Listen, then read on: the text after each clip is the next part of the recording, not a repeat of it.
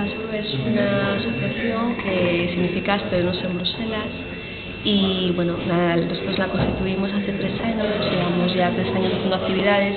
La idea de ASBRU es difundir y dar una imagen en Bruselas a través de actividades fundamentalmente culturales de las cosas que se están haciendo hoy en día en Asturias, y en nuestra filosofía está siempre potenciar a la gente más joven, ¿no? La gente quizá, bueno, pues que a lo mejor le venga mejor también promocionarse en una ciudad tan interesante por muchos sentidos como es Bruselas.